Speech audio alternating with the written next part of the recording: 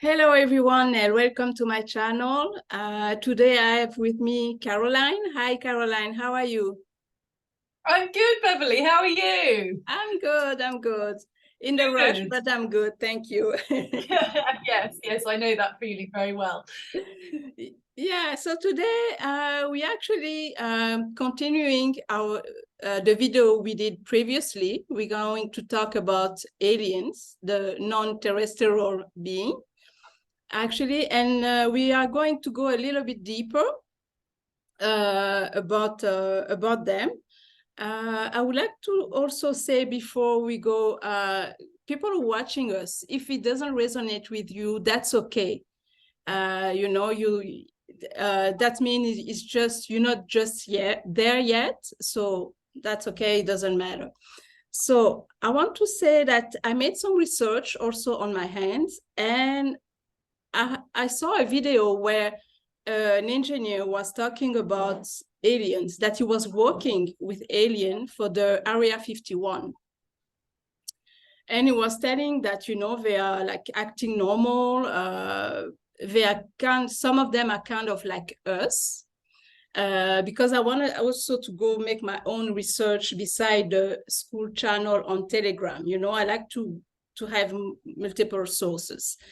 And I also saw a former Minister of Defense in Canada, Mr. Paul Heller, and he was saying that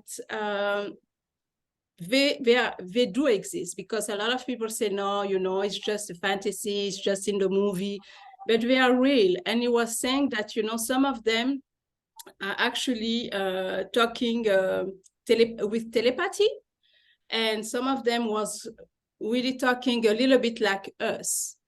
And for some projects, because there is a lot of America, actually is the United States that was working more with them. And for some project, he was saying that people were working on a piece of technology, but they didn't know what it was used for, because it was top secret. They couldn't know exactly what for.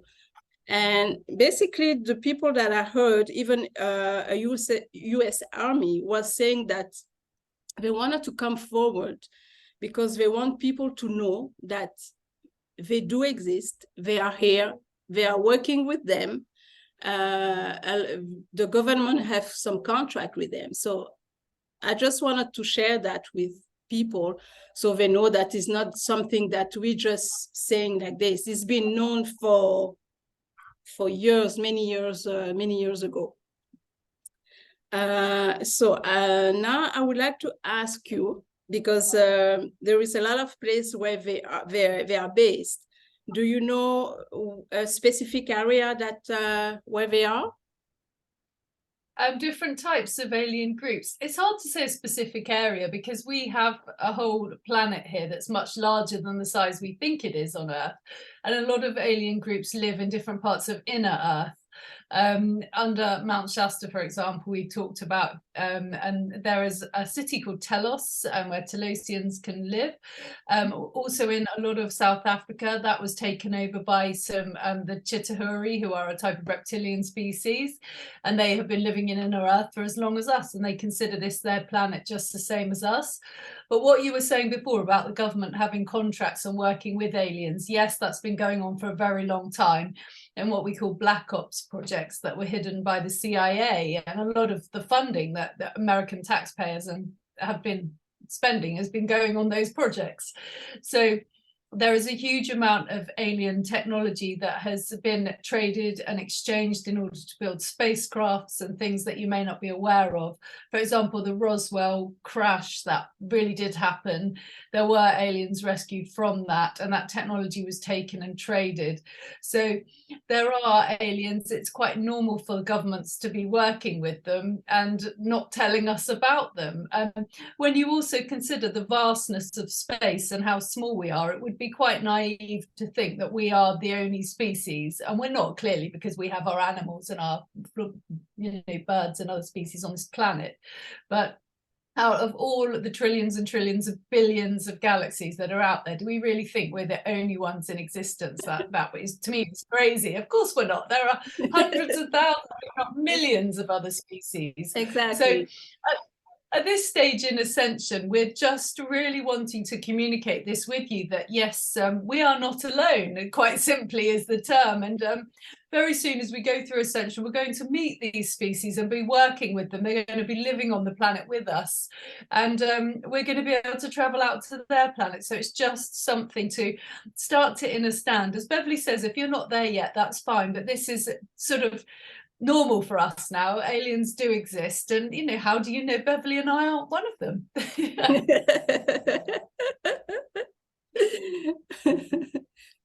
It's true. Some of them look very similar to us and some look quite different.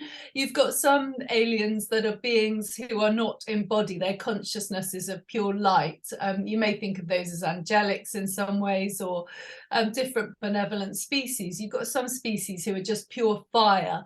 But in this area, if you like, of our galactic sort of quadrant, we have species that look like us in the sense that they have sort of limbs and legs and a sort of head, albeit different shapes and sizes to ours, but in general the sort of structural shape of the body is very similar in this region of our universe. Okay. So we have no, go ahead. No, carry on. I was going to say we have, as I said before, some species that are more known for being benevolent than others, but we can't judge. We can only judge individually on the love in the heart of all species. Every species, including humanity, has good and bad, and it's the same for other species as well. So please don't judge an entire species just based on the actions of one or two members of that species. And please don't judge at all based on looks or anything else. Everyone is different, but some of these species are so benevolent and loving and helpful, and it's just wonderful to be able to finally open up our galactic community and Terra to have its rightful place back within that community. I agree. And some sources are saying that the black hole is the base of the aliens. Is that true, or do you know about it? Do you know anything about it? When as a black hole as such, I mean, we're a black hole, the sun is a black hole, black holes are portals. So you can talk about the sun being a portal through which aliens can come through, but everything is within us as well. So we're also a portal. And when we talk about black hole portal specifically, I think we're referring to the link to Orion and the Orion hive mind. And this is where Earth was controlled via aliens, if you like, that came through a portal to this planet. There was a faction called the Nebu, which was made up of 6 species. I know there were Siakar in there, who are reptilian species, and then Matri as well, and then what you would call the alien greys, and a couple of other species I forget off the top of my head, so apologies to those species. But they came here and they basically set up a kind of dominion over us, if you like, and they controlled us and manipulated us. And what they were doing was using the Orion hive queen, which is a form of AI, if you like, sophisticated, intelligent AI, that they wanted to link us as humans into that AI technology. And they were doing this through graphene oxide, which was getting into our bloodstream in a variety of different ways. We call it the black goo. And that could be controlled in our brains by frequency, so that they could manipulate our thought patterns and our thought processes and link us all up as one hive mind with this AI, so we would be completely controlled. And this is why many of us have been fighting for freedom to choose against having certain injections that we may not wish to have and other things like this, because we knew that this is what's been happening. However, there have been a huge amount of help from our militaries all over Terra and from other species who are beneficial and here to help humanity, such as Andromedans, Arcturians, Syrians, Pleiadians, the Council of Five, the Galactic Federation of Worlds, and they have helped us. And what has happened in, I think it was 2021, but don't quote me on that, but the Orion Hive Queen was disconnected, and she has been the one who has had us hooked up to the matrix and being able to feed, manipulate our thoughts and control us. But that has ended now, that connection. We have been freed from that. We're no longer part of the hive mind. What has happened is we've still had the nanobots within our systems, and the ivermectin, if you decide to take it, can help get rid of those, and that can free you from fear. And she's no longer able to manipulate you then and control you by using fear as a sort of modus operandi, if you like. And so that's sort of a brief history of what's been happening on planet Earth, although alien factions fighting over planet Earth has been going on for a very long time here. The reason for this is because we have DNA that holds the DNA sequencing of all other species, and we also are able to ascend very rapidly once our DNA is fully activated. And we have other powers. Beverley mentioned telepathy, there's also levitation and many, many other powers that humans naturally have that are suppressed because our DNA has been damaged really by the environment we live on in this planet. So with the help of the benevolent species, as I've mentioned, some of them, but there are more Lyrans as well. Then you've got the Aurelia, the Egaroths, who were running Council of Five. I'm not sure if they still are or not. And many others, Emerthas, and many, many others. And they have been here to help. Some of them, the Council of Five specifically, they will come and interfere with the helping a planet if it's helping in a benevolent way, whereas the Galactic Federation of Worlds will have a policy of non-intervention. So they will come and only give assistance when asked rather than interfering, because it's sort of in violation of their galactic laws. However, we have been helped to free ourselves here of this Orion Hive Queen. And what's happened now is humanity is technically free to be able to ascend, hence we're well underway on the ascension process at the moment. There's quite a lot of information to take on, but it's, yes, alien species are very real, and they're here and they're helping us all the time. Yes, and that's part of the three major galactic aliens that you mentioned. There is the Council of Five, the Galactic Federation, and the third one, I don't remember the third one, but the third one, yeah, the Andromedian Council. That's the third. Yeah, the Zene. Yeah. Andromedan Council is the Zene Council. Yes. Exactly. Yeah. Yeah, these are our allies, and they are working to help us. And as we go back to being part of an intergalactic community, they will continue to assist us. We have a lot to learn. A lot of them, again, as I say, look fairly similar to us in terms of body size. Humans are very short. A lot of the species are taller than us, which me at 5'2" is not that difficult, to be fair. However, you have some species who are a lot taller, and they are benevolent and loving. That's really what I want to emphasize. They're here to help us and encourage us and guide us. But equally, it's up to us as well. We have to become those loving people in order to raise our frequency up, so we can interact with beings that live at a much higher frequency than we do. And we talk a lot about ascending to 5D and ascending to 5D, but actually humans will go to 7D and beyond that very, very quickly.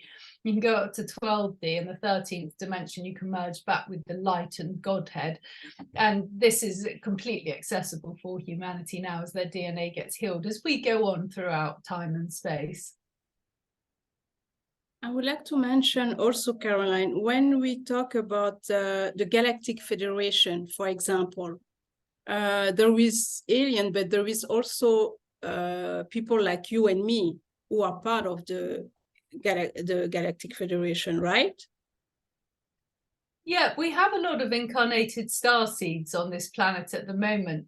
They're mainly O positive blood types. O is an an Anunnaki bloodline. It comes from Thula, from Sirius B, and that blood type has enabled souls who are non-terrestrial to incarnate here, to actually be able to help out with the ascension process. And we call them star seeds, or light workers, possibly, and possibly for our children, indigo children as well. But they're all souls that are here to help with the ascension process. And whether they remember their contracts that they put in place as soul contracts to come here and help or not, because a lot of people are memory wiped at the moment, they're beginning to wake up in massive numbers around the world now and help. And they know what they have to do. They're here to hold the light. But yeah, these are also non-human entities, but they appear here in human form because they have incarnated into human bodies. So yeah, they're all helping and all, in essence, part of the Galactic Federation of Worlds. Yeah, and I think for us to be able to, like you mentioned, to accept them, if I say that correctly, we need actually to be to love each other, spread the love, and don't be afraid actually, and also and that's probably the reason why most of them looks like a little bit like us, like human. Because this is what will happen, yeah, through disclosure. When we start, there are many species, first of all, you have to understand, that are not human, walking about on this planet, in your shopping centres, in your towns every single day, and they look so human you can't tell the difference. That's the first thing. You've had reptilians who are perhaps not so beneficial for humanity walking amongst us as well, but you haven't been able to see their reptilian because they have been able to hold like an LCD holographic screen, which has tricked your brain into believing they look human when they actually don't. However, species such as Seleucians and Telosians, they're very tall, especially the females, sort of maybe 6 foot, but not so tall that you would think that they weren't human. Many of those walking amongst us at the moment. And as we go through disclosure, you will start to understand, as some of these species say who they are more and more, that actually they look so similar to us, you can't tell the difference. But we will start with disclosure with species that look more similar to us. And then when you get used to those species, then you may be ready to expand your consciousness a little bit more and get used to species who look a lot less like us. And as time goes on, this will become more and more usual. But there are many, many species out there who look very different to us as well. And the human brain is going to take some time to understand these differences and accept them and live with that without sort of, getting traumatized by the fact that you've got beings who look very different than us floating and walking around here. Human beings also it's a stretch at the moment for many to accept that. And if you're not there, that's fine, but it is coming and it's time to get your head around this now.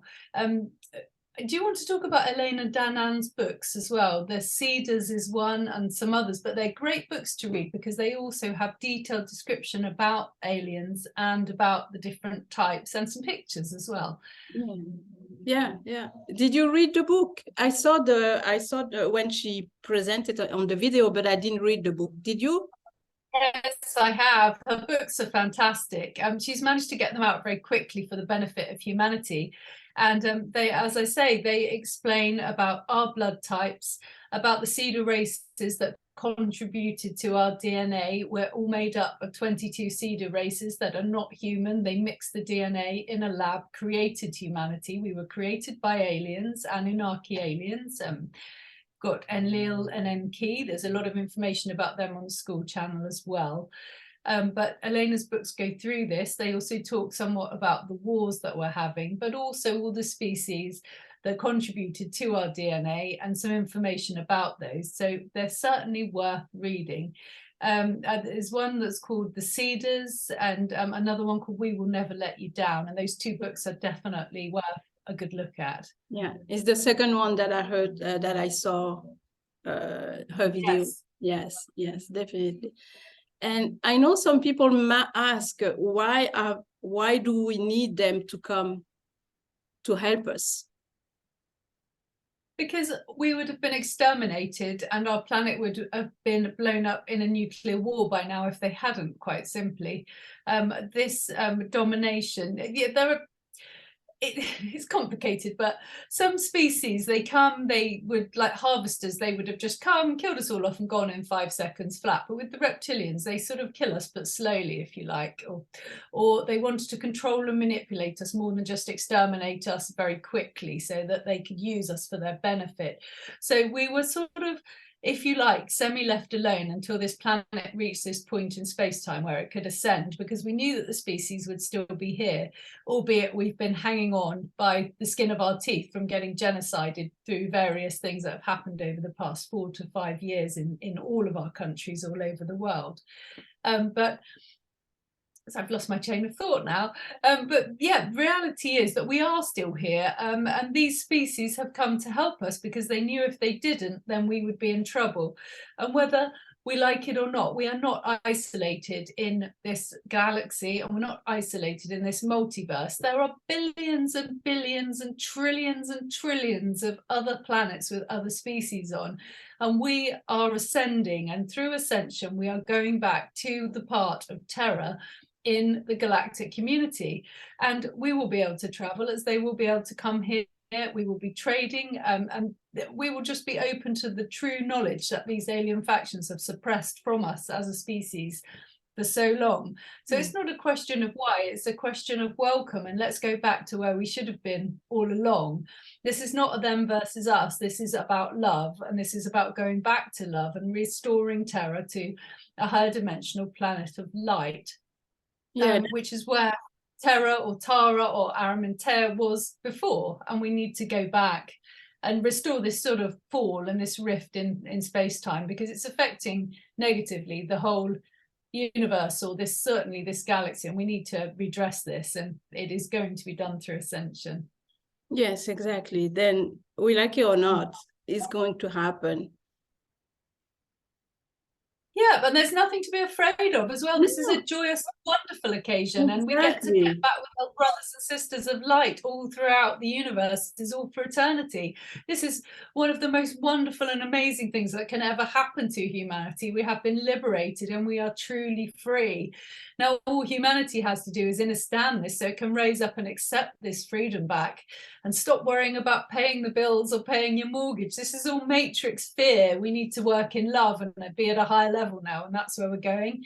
It is a wonderful thing, so do not be afraid. It's all going to be fine. Yes, it's going to be amazing, and I think we never actually know that what is coming, and probably some people are more afraid or don't believe because it's too good to be true, you know.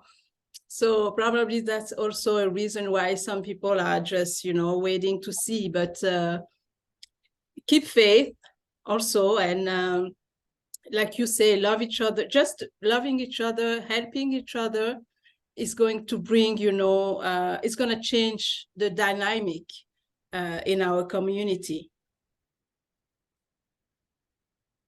It will, hugely, when you consider that aliens quite often misrepresented on TV and in Hollywood as well. And there are a few things that you have to remember is that these are controlled by other factions that were the controlling ones here. So they haven't necessarily told you the truth about the benevolent ones. There literally is nothing to be afraid of. You know, they're not going to come down and exterminate us anymore. That timeline is done and it's finished and it's ended. We're now at a point where we are sharing with benevolent and loving species, beings of light, just like us. And we need to go back and live with our brothers and sisters and learn to truly be as was always intended for humanity. So many people are still programmed. They sit in a box, they watch a box, they drive in a box, they work in a box, they live in a box, they sleep in a box, and they're cubed in. Their consciousness is cubed. And that consciousness, unfortunately, has been sort of put into such a small frequency spectrum. They haven't been able to think outside of that box. But if you imagine yourself now tearing down the walls of that box and seeing what's outside, that pretty much is ascension. And suddenly look around you, you can see for miles and you can see other things that you never thought were there, but they were there all the time, you just couldn't see. But now is that time to liberate your thoughts, liberate your mind, and embrace your brothers and sisters from all over this galaxy and beyond. I agree. And you know that lately what I saw is some insects, some animal that never been before here, you know, in my compound. Now there is a lot. Yeah.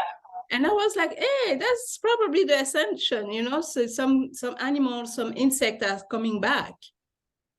I think so. A lot of species will change during ascension as well, or they will grow, or their colors will change. And if we'll start to see colors differently as well as our brains get liberated. We can perceive more light. We'll start seeing UV light, and you'll start in time. It sounds mad, I know, but the trees, you will hear them talking to you. Trees have consciousness, they have souls, they can talk. You will hear mushrooms and nature, all of nature sings to each other all the time. It has these beautiful musical tones. It's a harmony, a symphony of light, and you'll be able to hear it.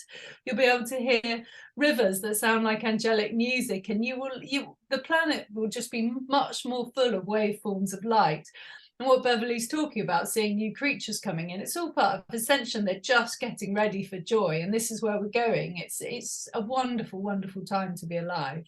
Yeah, definitely. I hear the birds singing like in the morning, in the afternoon, and I know, you know, sometimes I'm like, okay, they have a meeting, you know, because they keep. Yes, I'm sure they do. But they just sing for joy. It's a beautiful sound. I love the sound of birdsong. We have that here too. And you go out there and you just open the doors, and the sun is so white at the moment. It's giving us these beautiful light codes coming through. And it's turning into a sort of 5D energy here. And when you're enjoying, you're listening to these bird songs and getting these light codes, it's you know, your mind is at peace, and that's the ending of duality. You're just coming back together in harmony, and that harmony is love. And these higher frequencies are the ones where we meet our alien brothers and sisters, or our non-terrestrial, I should say, brothers and sisters, who also work in the light. And it's just a joyous, benevolent time for us all, and all of the many, many myriad beings that we share terror with.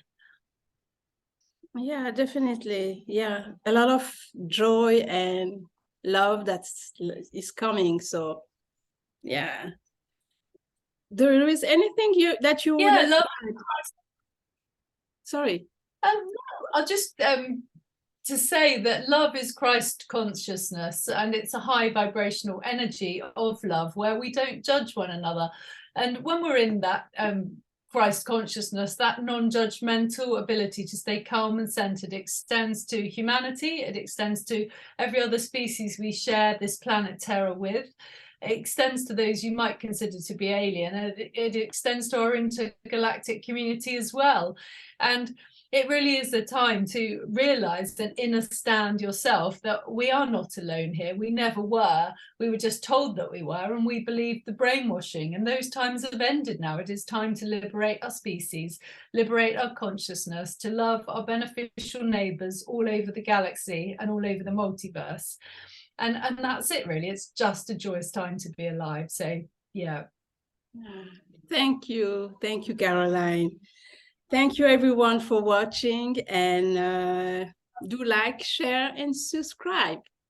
Don't hesitate to share to the people who might be interesting to hear about all this. Thank you. Thank you, Caroline. Oh, you're welcome. It's lovely to talk to you, Beverley. Have a wonderful day, and to all your viewers as well. I hope you've enjoyed this video. Thank you. Okay. Bye. Thank you. Bye-bye. Bye-bye.